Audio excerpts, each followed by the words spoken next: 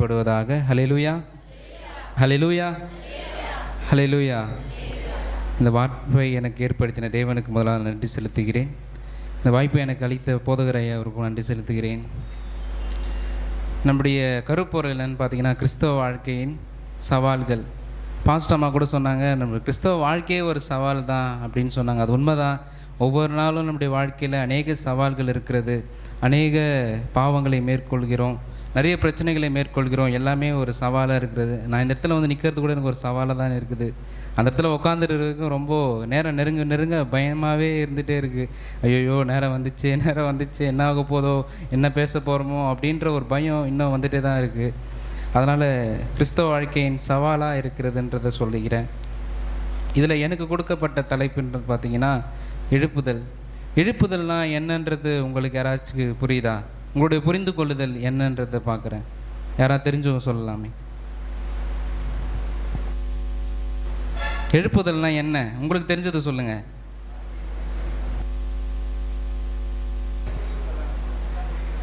வார்த்தையை இப்போ தான் கேள்விப்படுறீங்களா?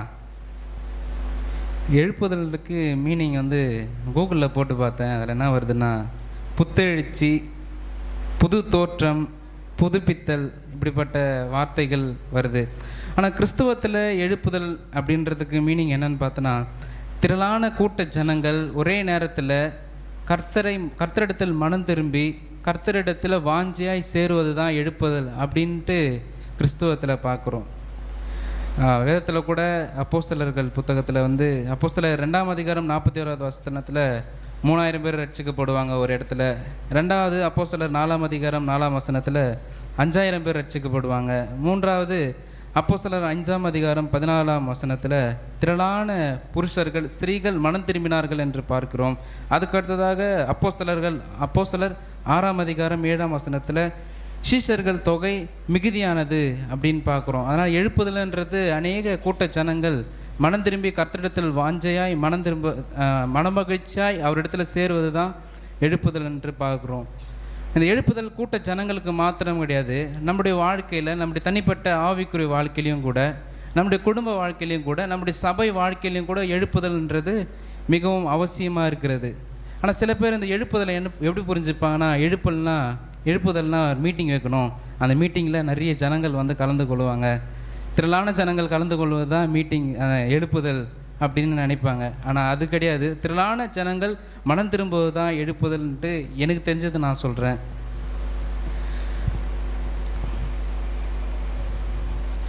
அந்த எழுப்புதல் நம்முடைய வாழ்க்கையிலையும், நம்முடைய தனிப்பட்ட வாழ்க்கையிலையும், நம்ம சபை வாழ்க்கையிலையும் வர வேண்டும் என்று சொன்னால் நம்ம சில காரியங்களை செய்ய வேண்டும். அதில் முதலாவது காரியம் என்ன பண்ணணும்னா, தைரியமாக இருக்க வேண்டும். நான் கூட தைரியமாக இருக்கணுன்ட்டு தான் ஜெபம் பண்ணிகிட்டு இருந்தேன். இவ்வளோ நேரமாக ஜெபம் பண்ணுறேன், ஆண்டவரே எனக்கு தைரியத்தை கொடுங்க, அந்த இடத்துல போயிட்டா எனக்கு பயப்படக்கூடாது. நிறைய நேரத்தில் என்ன பண்ணுவேன்னா, மெசேஜ் கொடுக்கும்போது வருவேன், நான் எடுத்துன்னு வந்த பாயிண்ட்லாம் மறந்துட்டு போயிடுவேன். ஏன்னா பயத்தில் நானா பேசுகிறேன்னு தெரியாமல் போயிடுவேன். அதனால் எனக்கு தைரியத்தை கொடுங்க, எனக்கு பயத்தை எடுத்து போடுங்க அப்படின்ட்டு நான் ஜெபித்துட்டு வந்தேன். அதனால் முதலாவது காரியம் நம்முடைய தைரியமாக இருக்க வேண்டும். நம்முடைய வாழ்க்கையில் நம்ம பயப்படக்கூடாது. நம்ம வாழ்க்கையில் கூட நம்முடைய வாழ்க்கையில் நடக்கிற சில சூழ்நிலைகளை குறித்தும், எதிர்காலத்தை குறித்தும், மனிதர்களை குறித்தும், பிசாசு குறித்தும், நிறைய பிரச்சனைகள் குறித்தும் நம்ம பயப்படுகிற காரியங்கள் நேரிடுது தானே. நிறைய பேருக்கு எக்ஸாம் குறித்த பயமாக இருக்கலாம், நிறைய பேருக்கு வேலை குறித்த பயம் இருக்கலாம், எனக்கு இந்த மெசேஜ் கொடுக்குற பயம் இருக்குது. இப்படி ஒவ்வொருத்தர் வாழ்க்கையிலும் ஒவ்வொரு பயங்கள் இருக்கிறது. முன்னாடிலாம் நான் கூட பிசாசுக்கு பயப்படுவேன். எப்படின்னா, ஜபம் பண்ணும்போது அப்போலாம் நான் நல்லா ஜபம் பண்ணுவேன், டெய்லி ஜபம் பண்ணுவேன். அதுக்கப்புறம் ஜபம் பண்ணும்போது என்ன ஆகும்னா, என் முன்னாடி ஏதோ வந்து நிற்கிற மாதிரி இருக்கும், ஏதோ சுற்றுற மாதிரி இருக்கும், என் தலையே சுத்தம், என் பின்னாடி இந்த சைடு போயிட்டு வரா மாதிரி இருக்கும். அதனால் நான் என்ன பண்ணுவேன், ஜபம் பண்ணுறத கொஞ்சம் கொஞ்சமாக குறைக்க ஆரம்பிச்சிட்டேன். ஜபம் பண்ணும்போது கண்ணை திறந்துட்டு கூட ஜபம் பண்ணுவேன். ஐயோ எனக்கு பயமாக இருக்குது அப்படின்ட்டு நான் பிசாசு குறித்து இப்படிலாம் பயந்துட்டு இருந்தேன். அதனால் நம்முடைய வாழ்க்கையில் நம்ம இங்கே பயப்படக்கூடாதுன்றதை நான் சொல்லிக்கிறேன். அப்போஸ்தலர்கள் 4ஆம் அதிகாரம் 7ஆம் வசனத்தை வாசிக்கலாம்.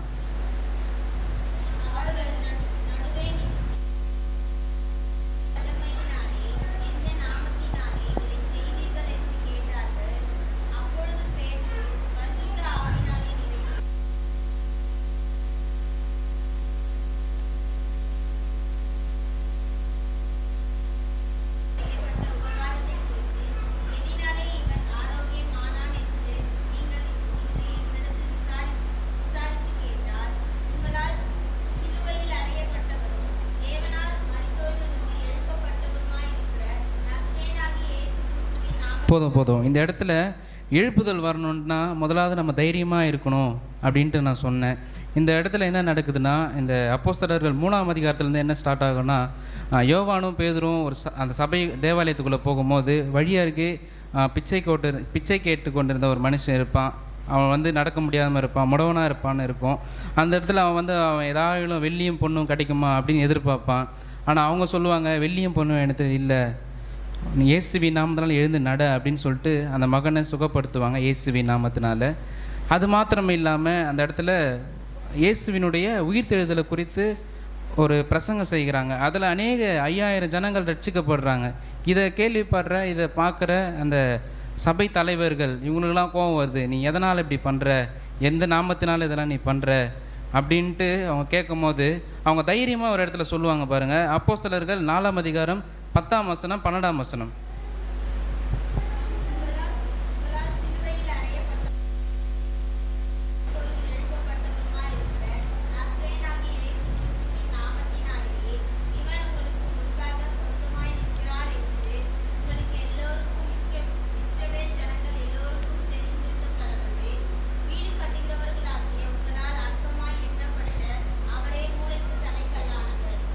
இங்கே பாருங்கள், எப்பேற்பட்ட ஒரு தைரியத்தோடு பேசுகிறாங்க பாருங்கள்.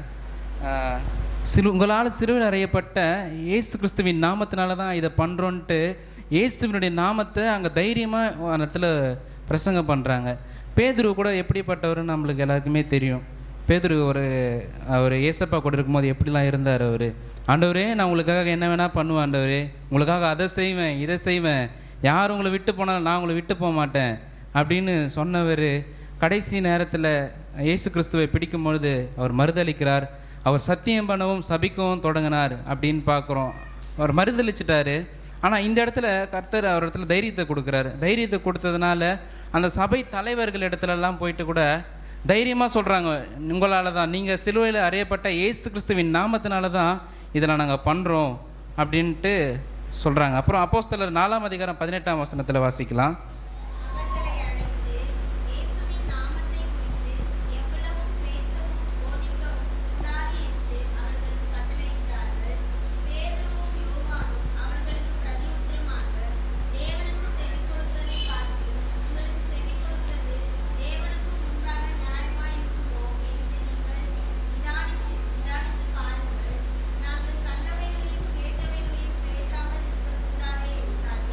இங்கே பாருங்கள், அவங்க வார்னிங் பண்ணுறாங்க, இந்தமாரி நீங்கள் இயேசு கிறிஸ்துவை பற்றிலாம் நீங்கள் சொல்லக்கூடாது அப்படின்ட்டு சொல்கிறாங்க. அதுக்கு பேதுரு யோவானும் சொல்கிறாங்க, நான் உன் பேச்சு கேட்குறதா இல்லை ஏசப்பாவோட பேச்சு கேட்குறதா, எது நியாயம் அப்படின்ட்டு ஒரு தைரியத்தோடு சொல்லிவிட்டு அந்த இடத்த விட்டு கடந்து போகிறாங்க. நம்முடைய வாழ்க்கையில் கூட நம்ம இயேசுவை பற்றி சொல்கிறதுக்கு, கடவுளை பற்றி அறிவிப்பதற்கு நிறைய இடத்துல பயப்படுகிறோம். நாங்களாம் கூட முன்னாடிலாம் வாக் ப்ரேயர் போவோம். அந்த நேரத்தில் என் கூட அந்த ஒரு சகோதரர் வந்து ஒரு இடத்துல ஒரு தெருவில் ஜெபிக்கும் பொழுது நாய் இருக்குதுன்னு நினச்சிட்டு அவர் போகாமல் விட்டார். நாங்கள் எல்லாருமே போயிட்டோம், அவர் மட்டும் வராமல், கேட்டால் எனக்கு பயமாக இருக்குது, நான் வரமாட்டேன் அப்படின்னு ஒரு நாய்க்காக பயந்துக்கிட்டு அந்த இடத்துக்கு ஜெபம் பண்ணாமல் போயிட்டார். நம்ம அதுமாரிலாம் இல்லாமல் ஒரு தைரியத்தோடு இருக்கணும்ன்ட்டு சொல்லிக்கிறேன். எலியாலாம் கூட அவருடைய வாழ்க்கையில் எப்பேற்பட்ட தைரியத்தோடு இருந்தார். அவர் ஜெபிக்கும்பொழுது, அவர் கருத்தாக ஜெபிக்கும்போது மழை நிற்குது. அவர் மறுபடியும் கருத்தாக ஜெபிக்கும்பொழுது மழை வருது. இப்பேற்பட்ட அற்புதங்களை கடவுள் அவர் மூலியமாக செய்கிறார். இது மட்டும் இல்லாமல் வானத்திலிருந்து அக்கினிலாம் வர அளவுக்கு கர்த்தர் அப்பேற்பட்ட ஒரு வல்லமையை எலியாவுக்கு கொடுத்திருந்தார். ஆனால் அவரே ஒரு சில இடத்துல எசபேல் அந்த ராஜஸ்திரியை பார்த்து பயந்து போய் ஒரு இடத்துல உட்காருவார். அடுத்ததாக கூட யோனா இருக்கார். யோனா கூட ஏசப்பா வந்து நினிவே பட்டணத்துக்கு அவருடைய வார்த்தையை சொல்வதற்கு சொல்லுவார். ஆனால் அவர் வந்து அதுக்கு பயந்து தர்ஷீஸுக்கு ஓடி போகிற ஒரு காரியத்தை பார்க்குறோம். இங்கே யாரெல்லாம் பயந்து போகிறாங்களோ, எந்த நேரத்துலலாம் அவங்க தைரியம் இல்லாமல் போகிறாங்களோ அந்த இடத்துல எழுப்புதல் இல்லாமல் போகுது. அதே அவங்க எழுப்புதல், அவங்க தைரியத்தோடும் அவங்க பயம் இல்லாமல் அவங்க போகும்போது ஒரு எழுப்புதல் வருது. அதனால் நம்ம இந்த இடத்துல என்ன கற்றுக்கணும்னா, எழுப்புதல் வருவதற்கு முதலாவதாக நம்ம வாழ்க்கையில் நம்முடைய வாழ்க்கையில் இருக்கிற எல்லா காரியத்திலையும் ஒரு தைரியம் வேணும், ஒரு பயம் வேணும். எனக்கு கூட பயம் நிறைய காரியத்தில் இருக்குது. ஆனால் ஒவ்வொரு நாளும் நான் ஜெபித்து கொண்டிருக்கிறேன், எனக்கு பயத்தை நீக்கி போடுங்க, எனக்கு தைரியத்தை கொடுங்க அப்படின்ட்டு. நீங்களும் கூட உங்கள் வாழ்க்கையில் ஜெபிக்கும் பொழுது கர்த்தர் எல்லா பயத்தையும் நீக்கி உங்களுக்கு ஒரு தைரியத்தை கொடுப்பார். இரண்டாவதாக எழுப்புதல் வருவதற்கு என்ன பண்ணணும்னா ஒருமனப்பட்டு ஜெபிக்க வேண்டும். அப்போஸ்தலர் 4ஆம் அதிகாரம் 30வது வசனத்தில் படிக்கலாம்.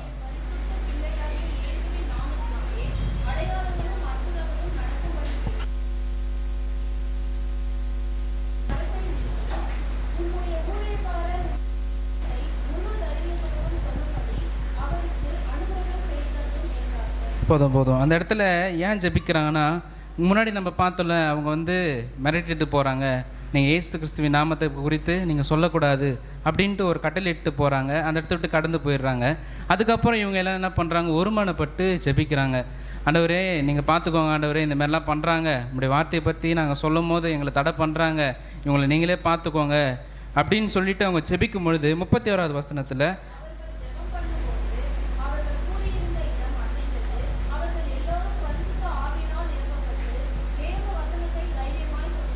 அவர்கள் ஜெபம் பண்ணின போது அந்த இடம் அசைந்தது, ஒவ்வொருத்தரும் பரிசுத்த ஆவினால் நிரப்பப்படுறாங்க. அதனால் இங்கேருந்து நம்ம என்ன தெரிஞ்சுக்கணுன்னா, நம்முடைய வாழ்க்கையில் கூட நம்முடைய எழுப்புதலுக்காக நம்முடைய வாழ்க்கையில் எழுப்புதல் வரணும்னா, நம்முடைய குடும்பத்தில் எழுப்புதல் வரணும்னா நம்ம ஒருமனப்பட்டு ஜெபிக்க வேண்டியது ரொம்ப அவசியமாக இருக்கிறது. நம்முடைய சபையில் கூட நம்ம ஜெப குறிப்புலாம் கொடுக்கும்போது எல்லாரும் சேர்ந்து ஜெபிங்க அப்படின்னு சொல்லுவாங்க, கூட சேர்ந்து ஸ்தோத்திரம் சொல்லுங்கள் அப்படின்னு சொல்லுவாங்க.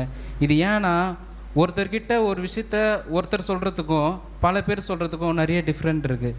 ஒருத்தர் சொல்லுவதை காட்டிலும் 10 பேர் சொல்லும் போது அது கொஞ்சம் ஸ்ட்ராங்காக இருக்கும். அதனால தான் நம்ம ஜெபிக்கும் போதெல்லாம் கூட யாரும் சும்மா இருக்காதீங்க, எல்லோரும் ஸ்தோத்திரம் சொல்லுங்கள், ஆமேன்னு சொல்லுங்கள், அப்படியே ஆகட்டும்னு சொல்லுங்கள் அப்படின்னு சொல்லுவோம். அதனால் நம்ம ஜெபிக்க வேண்டியது ரொம்ப அவசியமாக இருக்கிறது. அதுவும் ஒருமனப்பட்டு ஜெபிக்கணும். நம்முடைய தேசத்துக்காக ஜெபிக்கணும், நம்முடைய சபைக்காக ஜெபிக்கணும், நம்முடைய குடும்பத்துக்காக ஜெபிக்கணும், நம்முடைய ஆவிக்குரிய வாழ்க்கைக்காக ஜெபிக்கணும், ஒருமனப்பட்டு ஜெபிக்கணும். வசனம் கூட இருக்கிறது, எங்கே 2-3 பேர் அவருடைய நாமத்தினால கூடுகிறார்களோ அந்த இடத்துல அவர் வாசம் செய்வார் என்று பார்க்கிறோம். அது மட்டும் இல்லாமல் எங்கே ஒருமனம் உண்டோ அங்கே விடுதலை உண்டு என்று பார்க்கிறோம். அதனால் ஒருமனப்பட்டு ஜெபிக்க வேண்டியது ரொம்ப அவசியமாக இருக்கிறது. நம்முடைய தேசத்துக்காக ஜெபிக்கணும், தேசத்து மக்கள்லாம் ரட்சிக்கப்படணும் அப்படின்ட்டு ஜெபிக்கணும். நாங்களாம் கூட முன்னாடிலாம் ஜெபிப்போம், டெய்லி 8 மணிக்கு அப்படி நாங்கள் ஜெபிப்போம். கொரோனாவுக்கு முன்னாடியே நாங்கள் ஜெபிப்போம், கொரோனா டைம்லையும் ஜெபிப்போம். அந்த நேரத்தில் ஒருத்தர் எங்கள் கூட இருக்கிற ஒரு ஜெபம் பண்ணுறாரு, ஜெப குறிப்பு இந்தமாரி தேசத்துக்காக ஜெபிக்கணும், தேசத்தின் தலைவர்கள்லாம் ரட்சிக்கப்படணும் அப்படின்ட்டு ஜெபிக்கணுன்ட்டு ஜெப குறிப்பு கொடுக்குறோம். அவர் அந்த நேரத்தில் என்ன ஜெபிக்கிறாருன்னா, அவர் எல்லாத்துக்கும் ஜெபம் பண்ணிகிட்டே வராரு. மோடிக்காக ஜெபம் பண்ணுறாரு, மோடியை மூடி போட்டு அடிக்க வேண்டும் ஆண்டவர் அப்படின்ட்டு ஜெபம் பண்ணுறாரு. நாங்கள் என்ன ஜெப குறிப்பு கொடுக்குறோம், எல்லோரும் ரட்சிக்கப்படணும், எல்லோரும் மனம் திரும்பணும், எல்லா தேசத்தை ஆளுகிறவரெல்லாம் ரட்சிக்கப்படணுன்ட்டு ஜெப குறிப்பு கொடுத்தா அவர் மோடியை மூடி போட்டு அடிக்கணும்னு ஜெபம் பண்ணுறாரு. சாதாரணமாக ஜெபம் பண்ண விட பரவாயில்ல, மூடி போட்டு அடிக்கணுமா, இப்படிப்பட்ட ஜெபத்தை அவர் செய்கிறாரு. அந்த இடத்துல நாங்கள் ஜெபத்தில் சிரிச்சிட்டோம். இந்தமாரி ஒரு புரிதல் இல்லாமல் இருக்காங்க. அதனால் நம்முடைய தேசத்துக்காக, நம்முடைய குடும்பத்துக்காக, நம்முடைய சபைக்காக, எல்லா எழுப்புதலுக்காகவும் நம்ம ஒருமனப்பட்டு ஜெபிக்க வேண்டியது மிகவும் அவசியமான காரியமாக இருக்கிறது. அப்படி நம்ம ஒருமனப்பட்டு ஜெபிக்கும் பொழுது அப்போஸ்தலர் 4ஆம் அதிகாரம் 31வது வசனத்தின்படி பரிசுத்த ஆவியானவர்கள் நம்ம எல்லாரும் ஒவ்வொருத்தரும் நிரப்பப்படுவோம். நம்முடைய இடம் அசையும், இப்படிப்பட்ட அற்புதங்கள்லாம் கிடைக்கும். மூன்றாவதாக எழுப்புதல் வரத்துக்கு நம்ம என்ன பண்ணணும்னா அவருடைய அழைப்பை நிறைவேற்ற வேண்டும். உங்களுடைய வாழ்க்கையில் கூட இங்கே இருக்கிற உங்களுடைய ஒவ்வொருத்தருடைய வாழ்க்கையிலும் ஒவ்வொரு திட்டம் கடவுள் வச்சுருக்கார். அதில் பொதுவாக அவர் என்ன வச்சுருக்காருன்னா, நம்ம எல்லாருக்குமே பொதுவாக இருக்கிற காரியம் என்னென்னா, நம்ம அனுதினமும் அவரோட ஜெபிக்கிறது, அனுதினமும் அவரோட கூட வேதத்தை வாசிக்கிறது, நம்ம போகிற இடத்துல, நம்ம பேசுகிற இடத்துல, பழகிற இடத்துல, எல்லா இடத்துலையும் அவருடைய சுவிசேஷத்தை அறிவிக்கிறது. இந்த 3 விதமான காரியங்கள் எல்லாருமே நம்ம பொதுவாக செஞ்சாகணும். எல்லாருமே இதை நம்ம செய்கிறோமா? நானே செய்கிறது இல்லை. சில நேரத்தில் நானே ஒரு நேரத்தில் ஜெபம் பண்ணுவேன், ஒரு நேரத்தில் ஜெபம் பண்ணாமல் இருப்பேன். ஆனால் இந்த நேரத்தில் நான் அதை ஒப்பு கொடுக்குறேன், இனிமேட்லேருந்து நான் அதை சரியாக பண்ணுவேன்ட்டு நீங்களும் அந்த மாதிரி ஒப்பு கொடுங்க. உங்களுடைய வாழ்க்கையில் அனுதின ஜெப வாழ்க்கை ரொம்ப ரொம்ப ரொம்ப ரொம்ப அது அவசியமாக இருக்கணும். அனுதினம் வேத வாசிப்பு இருக்கணும். பார்க்குறவங்க கிட்டலாம் சுவிசேஷத்தை சொல்லுங்கள், கடவுளை பற்றி சொல்லுங்கள். உங்களால் முடிஞ்ச வார்த்தையை அவங்களுக்கு சொல்லும் போது அது அவர்களுக்கு ஒரு ஆறுதலாக இருக்கும். இதை காட்டிலும் நம்மளுடைய வாழ்க்கையில் ஒவ்வொருத்தருக்கும் தனிப்பட்ட ரீதியாக ஒரு அழைப்பு வச்சுருக்கிறார். இங்கே யாருமே சும்மா இல்லை. ஆமென். யாருன்னா சும்மா இருக்கிறோன்னு சொல்லுவீங்களா? யாருமே சும்மா வரல. எல்லாருக்குமே ஒரு நோக்கம் இருக்கிறது, எல்லாருக்கும் ஒரு திட்டம் இருக்கிறது, எல்லாருக்கும் ஒரு தரிசனம் இருக்கிறது. எபிரேயர் 12ஆம் அதிகாரம் 1ஆம் வசனத்தில் வாசிக்கலாம்.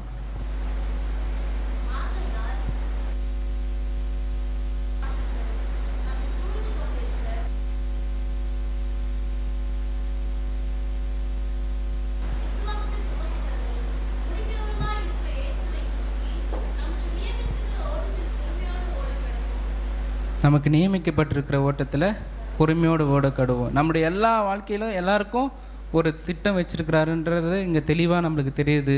அதனால் விசுவாசத்தை துவக்குகிறவரும் முடிக்கிறவருமாகிய இயேசு கிறிஸ்து நமக்கு நியமிக்கப்பட்ட ஓட்டத்திலே பொறுமையாக ஓடுவோம். நம்முடைய வாழ்க்கையில் நம்முடைய பிளான் என்னன்றது நம்மளுக்கு தெரியாமல் இருக்கலாம். நம்ம எதற்காக அழைக்கப்பட்டோம் என்பது நம்மளுக்கு புரியாமல் இருக்கலாம்.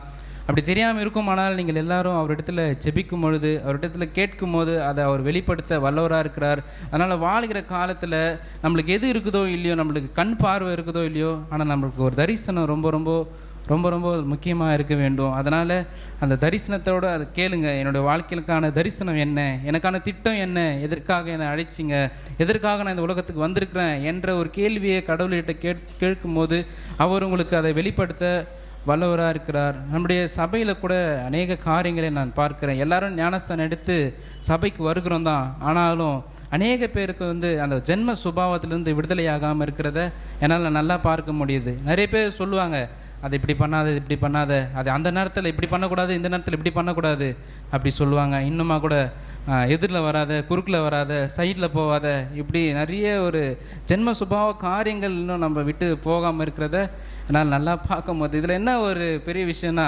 வெளியே இருக்கிற மக்களுக்கு கூட சில காரியங்கள் தெரியாது, ஆனால் நம்ம ஆளுங்களுக்கு நல்லாவே தெரியும்.